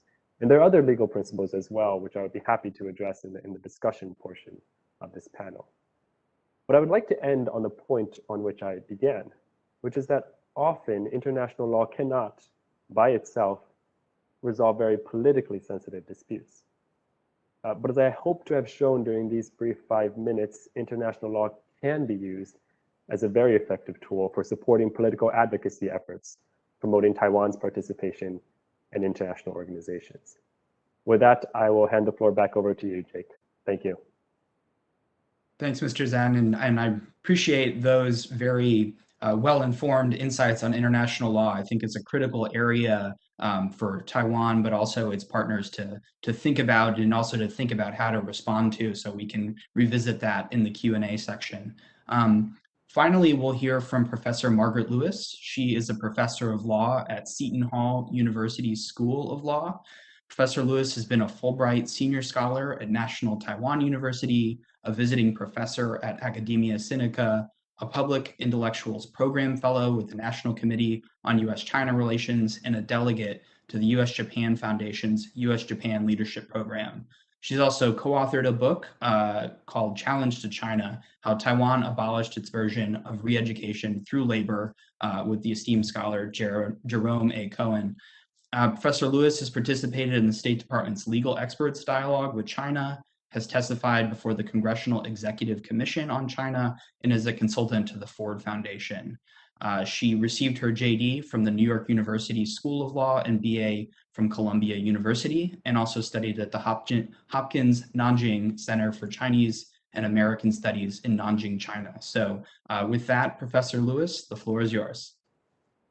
Good evening from Taipei, and thanks, Jake, for that kind introduction. I was looking at the title of this whole event and thinking that certainly the challenges loom much larger right now than the prospects with cross-strait relations. And with that, I'd like to pick up where Peter left off. And I am a law professor, so I think it's fantastic that he's talking about international law, because it does have a role to play here. But he's being practical. And as he points out, it's not going to save the day. We can't look to international law to be the way that we're going to push back entirely on Beijing's very robust efforts to constrain Taiwan's international space. And it makes me think there's a great legal scholar, Marty Koskiniemi, and he speaks in terms of the classic optical illusion that can look like a duck or a rabbit, depending on how you sort of blur your eyes. And he says that similarly, that international affairs carry both legal and political significance, and those are really intermeshed. And I think we see that all the time with Taiwan, that mix of law and politics. You know, Taiwan doesn't have a seat at the UN, and quite literally, Taiwanese can't even get their feet in the door to get into the buildings. And this spills over to so many organizations. And in the international sphere, of course, the WHO has been at the forefront of this focus with the pandemic, the last now 20 months, I think we're at. But also, I'd like to point out another example, which is Interpol.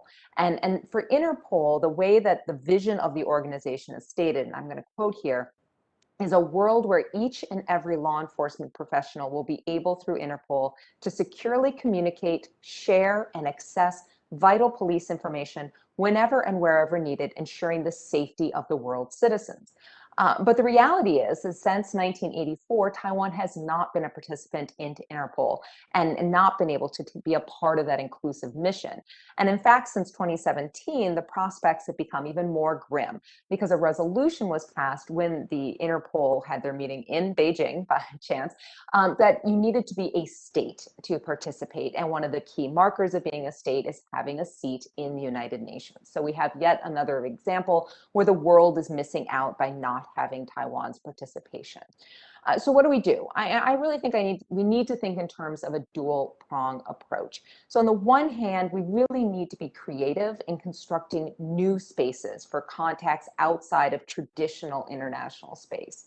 while at the same time, we need to maintain that pressure to join the existing traditional international spaces and to be what I would think of as a persistent objector. And that's a term used for customary international law. But I think here that we need to continuously push back on the anti-Taiwan norms that Beijing is trying to create in international spaces. Now, with respect to creating those new spaces, the GCTF, the Global Cooperation and Training Framework, was mentioned. I think it's fantastic that since 2019, Japan has been a full partner along with the US and Taiwan. We also see ad hoc participation by other countries. So this multilateralization of the GCTF is a great way to create new space. I'm really interested to see what happens with the Summit for Democracy in December. It's not of democracies, though Taiwan should have a role, whether it's for or of democracies, and see if that might be another space that we see Taiwan getting, if not a seat at the table under the name Taiwan, at least playing a really meaningful role. I'd like to make two final points so we have plenty of time for discussion. First, this panel was framed in terms of enhancing and expanding Taiwan's international space. I'm an optimist by nature, but I think that's a little bit too optimistic for where we are right now.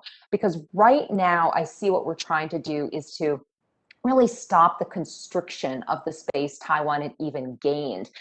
People who know me know I'm a big Star Wars fan, and I feel sometimes it's that moment in number 4, so the first film, where they're in the trash compactor and Luke is like grabbing for anything to stop the squeeze, because Taiwan is being squeezed on so many fronts.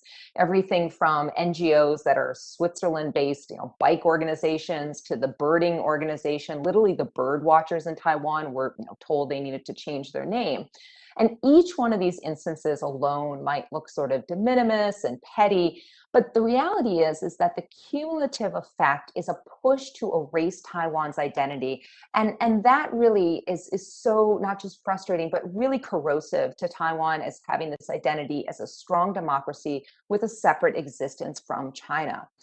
Second and finally, I want to make clear that this is not just about supporting Taiwan's efforts for international space as an altruistic, let's be kind to Taiwan, but rather pushing back on Beijing's outward efforts to shape international spaces is beyond Taiwan's interests. It's in all of our interests to do this. And in particular, I am someone who spends a lot of time working on criminal justice and human rights. So civil and political rights are something I think about a lot. I'm really concerned about that. Beijing is trying in the UN, you look at the Human Rights Council and other spaces, to try to reshape these norms. And by reshape, it means to suck out the marrow of the norms, to make it so rather than having freedom of speech, assembly, association, press, all of these rights being meaningful, it becomes a no one size fits all, kind of an eye of the beholder approach. This is directly, a threat to Taiwan and its way of life and the freedoms that have been so hard won here. But it's also something that matters to every country that cares about international human rights really having force. So what does that mean? I think we need to think in terms of going forward and being forthright and principled and steady in our pushback. And with that, I'd love to hear our discussion. Thank you, Professor Lewis. And I think you have raised some really important points, but especially about the implications of these issues for broader norms and for other countries as well. I think that's a very key thing to take away. One question I have for the panel as we move now into the Q&A section is, my sense is that broadly speaking, we could divide Taiwan's efforts to boost its international participation into 3 general categories. One would be maintaining ties with countries that still have official relations with Taipei. A second would be expanding unofficial ties with like-minded states, mostly democracies. And then the third would be ensuring Taiwan's participation in relevant multilateral organizations. So as we think about those as 3 potential pillars, in the sense of the panel, are all 3 equally important? Presumably they are in some sense, but in a relative sense. And should any of them receive priority over another? And if so, why? So if I can pass it to anyone who'd like, but maybe Dr. Lin, if you want to take that first, and then we can move on to whoever else would like to take it. Thank you. Regarding the question, it will be the most difficult for Taiwan to participate in intergovernmental organization, WHO or the Interpol, etc. However, in the past few years, in recent years, Taiwan has performed outstanding, and with the assistance from the United States and other like-minded countries, European Union, Japan, Australia. And so the issue of Taiwan is not only the issue for Taiwan to be concerned. Taiwan can share its own experiences, how to counterbalance the Chinese exercise of sharp power to Taiwan, the United Front to Taiwan. We can share our story, our lesson with other like-minded countries, and to maintain a limited number of diplomatic ties is also very important for Taiwan. But sometimes it takes two to tango, and sometimes it somewhat under the threat or the PRC in Beijing. For example, during the pandemic, Beijing tried to apply the so-called vaccine diplomacy, try to enlist Taiwanese diplomatic ally in Latin America, such as Honduras and also Paraguay. But with the assistance from the United States, with the announcement of President Biden regarding the U.S. becoming the arsenal of vaccine, and with a quick delivery, not only to Taiwan, but also to some Latin American country, that really forestall the use of vaccine diplomacy by Beijing. So Taiwan, we don't have the luxury to exclude any kind of option or alternative. Thank you, Dr. Lin. Professor Lewis, do you have thoughts on this question? Yeah, I'll just make two quick points. So first on the issue of the formal allies, right, which has dwindled, and we're down to 15, I think, I always, including the Holy See. And that's important if you go to the international law side, because if you look at the Montevideo Convention, which is laid out for a long time, sort of what makes a state and define territory, population, a functioning government, but also this ability to be in relations with other states. And so people look to see the ROC, the Republic of China, still being formally recognized. But of course, that gets complicated too, because that's recognizing the ROC. And as we have the Republic of China, parentheses, Taiwan, there's this interesting idea that, of course, no state formally recognizes a Republic of Taiwan because it doesn't exist. And here, too, I want to push back a little bit on the rhetoric that gets out in sort of non-specialist circles about Taiwan independence. We all know exactly what we mean by saying Taiwan independence, asserting Taiwan's identity under the name Taiwan. But I worry that when people who don't understand what it's like to live here, that it makes it sound like Taiwan's currently under the thumb of an outside oppressor, which it's not, right? And so I think that some ways that makes it sound like Taiwan is trying to get independence from something that's oppressing it, which is not the situation today. So it's a bit of a misnomer. And then secondly, I don't like having stovepipes, cylinders, whatever, objects, and saying there's these three buckets, because again, I think the point is to expand Taiwan's international space. And part of that too is the soft power. I'm sorry, that this year, for example, the Gay Pride Parade is not going to be able to happen live because we're still grappling with, the constant threat of Delta. But Taiwan has had for years now, this huge Gay Pride Parade, the largest in Asia. That's a source of soft power. Getting students to come and study language in Taiwan that might have gone to China, but increasingly as that's become closed off and politically restrictive, Taiwan's got a huge opportunity, the Taiwan Fellowship Act. So creating international space, part of that is bringing the international community into Taiwan, and I hope to see more of that too. Thank you, Professor Lewis. That's such a great point. Mr. Zhen, I wonder if I could go to you and change gears a little bit. You mentioned in your comments possible opportunities for pursuing legal action, certainly recognizing the political factors, but I wonder if you could expound on what you meant there. Sure. So I think there are two separate notions that we have to keep in mind. The first one is how international law can be used to support Taiwan's political advocacy. And in this respect, I think there are many clear examples, including the ones that I mentioned in my brief remarks, on how Taiwan can grapple with the language of international law and the themes of international law to really push forward its participation in international organizations. The second idea that I think perhaps your question was more targeted at was, and let's be blunt about this, can Taiwan take China to court?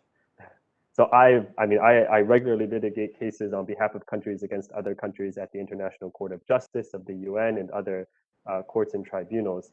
This is a complicated question. The simple answer I will say is, yes, China can be brought to court. But I think the more pressing question that one would have to consider is this really the good idea? Is this really the right strategy to take? On the question of whether it's possible, in international law, just a very basic premise is the principle of consent. A country can only be sued if it has consented to that.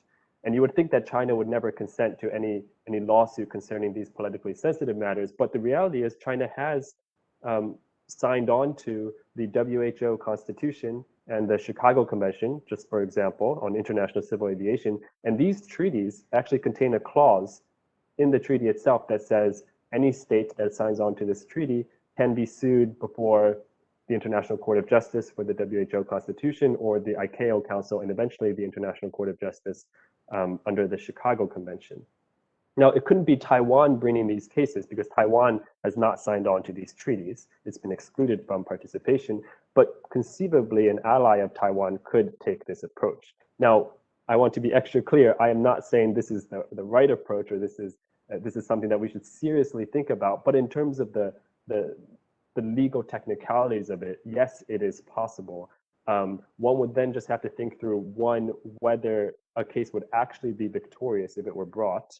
And I think there's some serious questions about that. And second, whether it would actually achieve the political goals that one wishes to achieve through using these legal mechanisms. And that would require a very complex study that I'm not prepared to give in the next 2 minutes. So I'll leave it at that for now, and I'm happy to answer any follow-up questions. Yeah, thank you, Mr. Zime. That's really very useful. And I think it's an important consideration about could you do it versus should you do it, or you being Taiwan or one of its allies. So I think that's very important. I do want to switch gears a little bit. We've recently seen China seek to pressure and punish Lithuania over its Taiwan policy. It was mentioned earlier in the discussion. I wonder if, recognizing that events are still ongoing, but if there are lessons there, either positive or negative, we should take away for sort of the broader campaign about expanding Taiwan's international space. So maybe Dr. Lin, do you have some thoughts on this issue?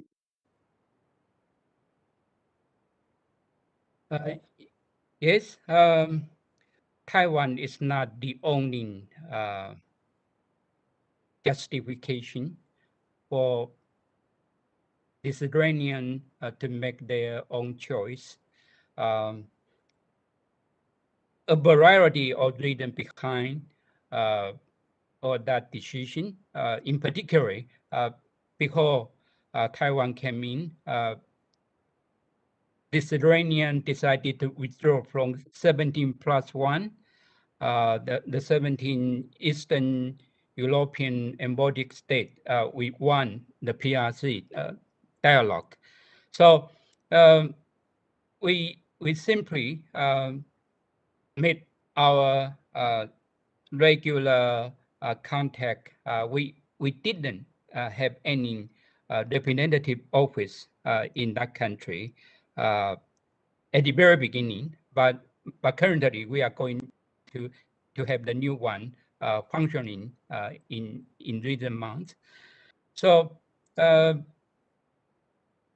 PRC or President Xi Jinping need to think twice any Taiwan policy contradiction to the general will of the people of Taiwan or general will of the international community will run counter, and even some country might have a certain degree of sympathy with Taiwan, being bullied by the PRC, not for 1 year, not for 1 decade, but for more than 7 decades after 1949. And so in that sense, we are all like-minded country. We can make our own determination to have our separate way, but still, even each country have its own one China policy. It's still up to decided by each capital regarding their interpretation of one China policy. Thank you, Dr. Lin. And maybe Professor Lewis, I wonder if you have any ideas to add to this on this topic, and especially the idea of, does the Lithuania case set a precedent in Europe that's worth noting, but also that will make it a particular focus for Beijing to try to punish Lithuania and sort of make an example of it vis-a-vis other European states? And first, I applaud Lithuania for taking such a principled stance. And this isn't new. This has been in Beijing's playbook for a long time. I was in Beijing when Liu Xiaobo was awarded the Nobel Prize, and what happened to salmon from Norway, right? And we're looking at today at AUKUS, if that's how we're pronouncing this new acronym. And why? What is driving getting the UK, the US, and Australia to push back? I mean, Australia has been having a lot of pressure from China because of decisions it makes. So I think it's just what's going on here is part of a larger trend. And Beijing's being a bully. I have a 6 and an 8-year-old. What I tell them to deal with bullies is to be steadfast, to be confident, to make sure you have friends, right?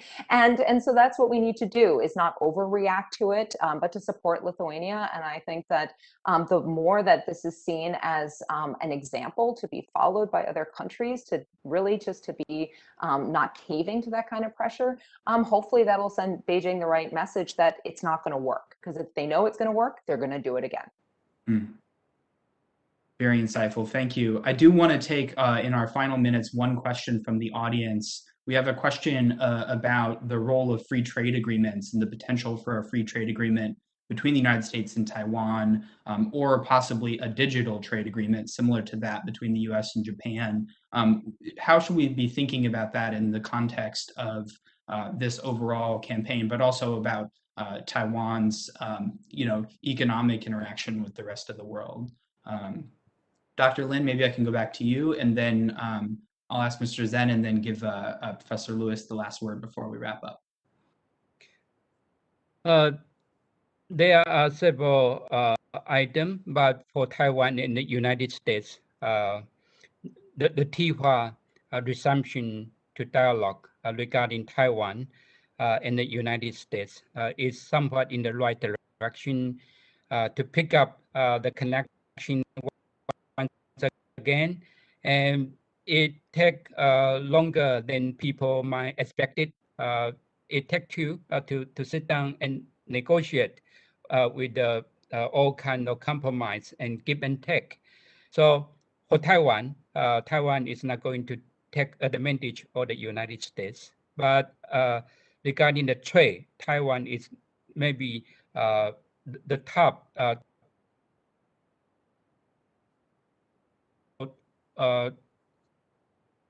trading partner of the United States. And so in that sense, Taiwan is very important market for the US, and the US is the most friendly country among the mind and heart of the Taiwanese people.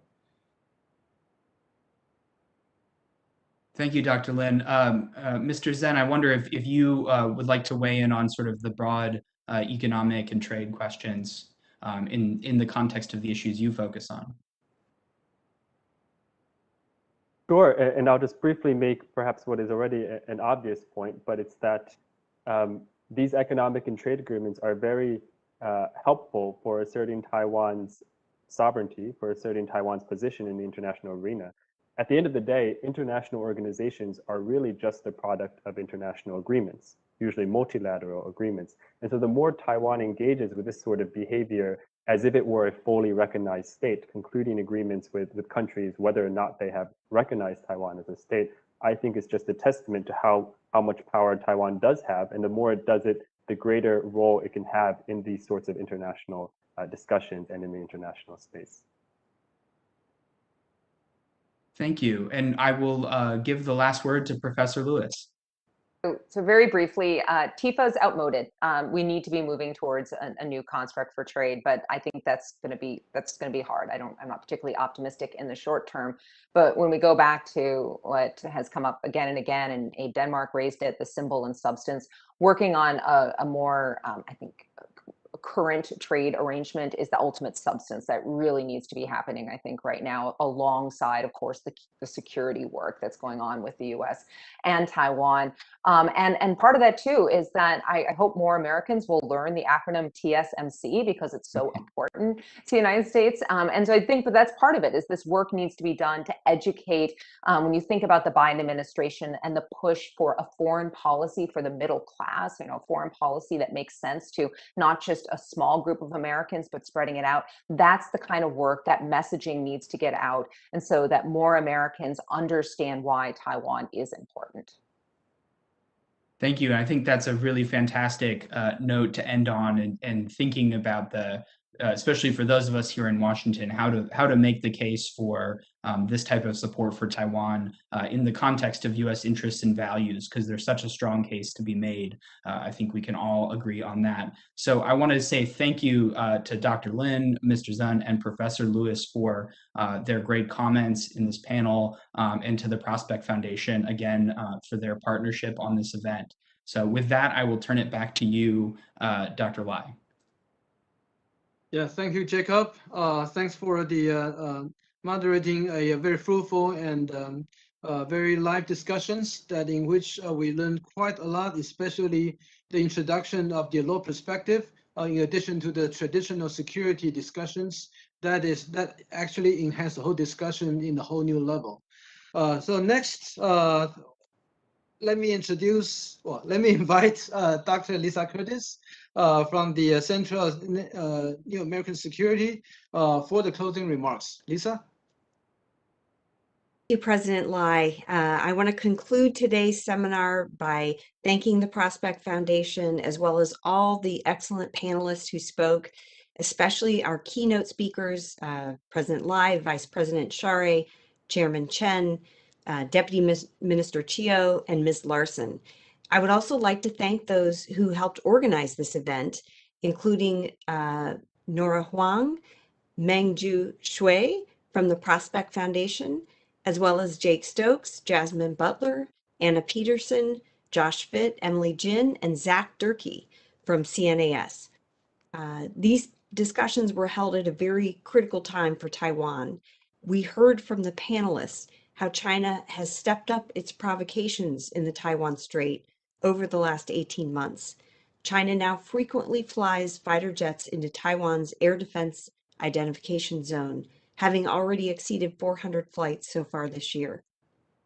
So our first panel laid out several suggestions for reducing cross-strait tensions.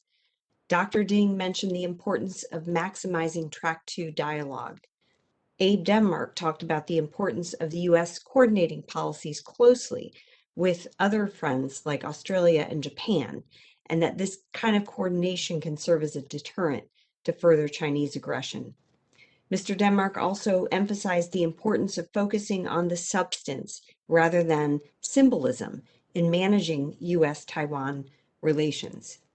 The second panel covered a lot of ground regarding Taiwan's international role and how its voice can be amplified in multilateral settings, given its strong example as a thriving digital democracy and technology leader. Dr. Lin mentioned international support on providing vaccines to Taiwan, not only from the US and Japan, but new partners from Eastern and Central Europe. Taiwan, Dr. Lewis talked about stopping the constriction of Taiwan space in international organizations, and her hope for Taiwan's meaningful role in the upcoming Summit for Democracies later this year.